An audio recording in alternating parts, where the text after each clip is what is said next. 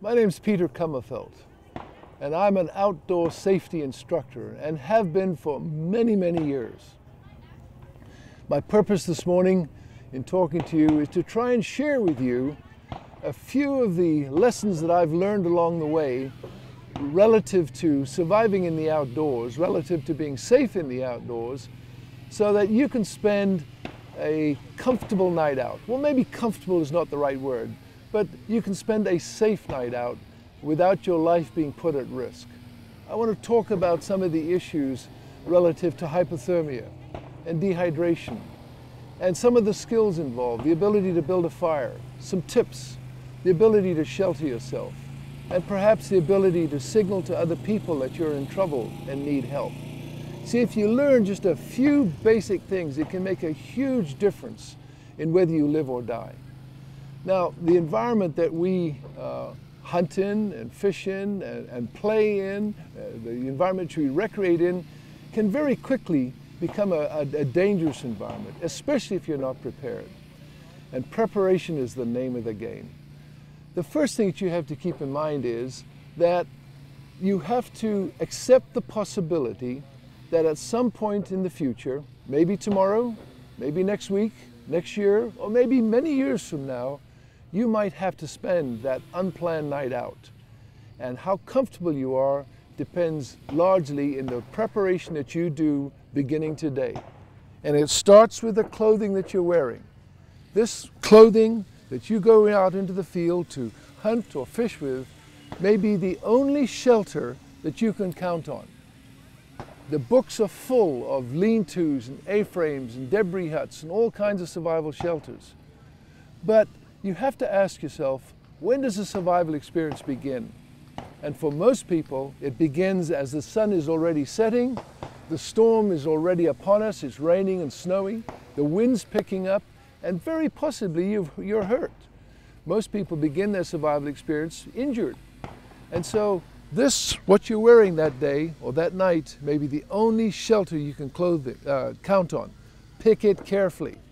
Cotton, not a good thing to be wearing in a cold, wet, windy environment.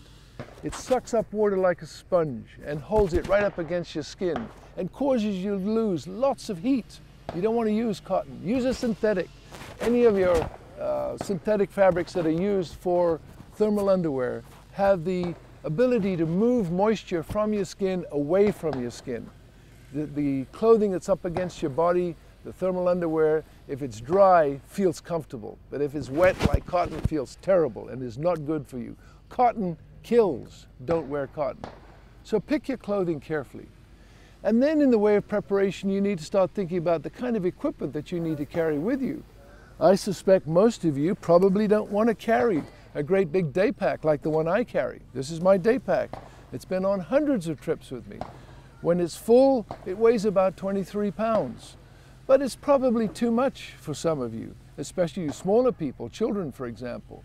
But I think on the other hand, looking at a bag like this weighs 2 pounds. And this bag of mine here, this is my survival kit. This bag weighs about 2 pounds and contains the gear that I need to keep me alive. This is the nice to have stuff. This is the absolute must have survival equipment. And I'm going to show you some of the components of my survival kit. You know, the most useless piece of equipment in the world is the survival kit that you left at home, or in the trunk of your car, or in the saddlebags of your horse. If you are going to spend the time and the money to put a survival kit together, then you also have to commit to having it with you. Otherwise, what's the point? All right? So that's one of the first things I would ask you is commit to having your survival kit with you. Otherwise, it's of no value whatsoever. Now, any survival kit has to satisfy 3 basic requirements. You have to satisfy a sheltering requirement beyond your clothing. You have to satisfy the need to be able to build a fire. And you have to satisfy the need to be able to tell other people that you're in trouble and need help. It's a 3-legged stool. You take away one of those legs, you've got a very wobbly stool, and you're probably going to fall off. And that might mean in a real world situation, you might die out there.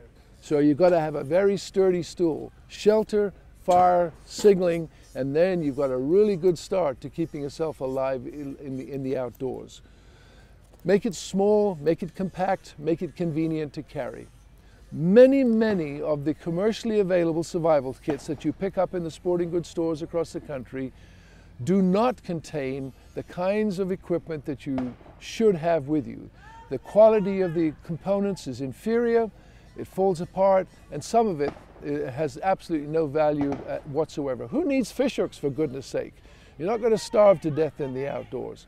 But what you do need is good shelter, good fire making, and good signaling.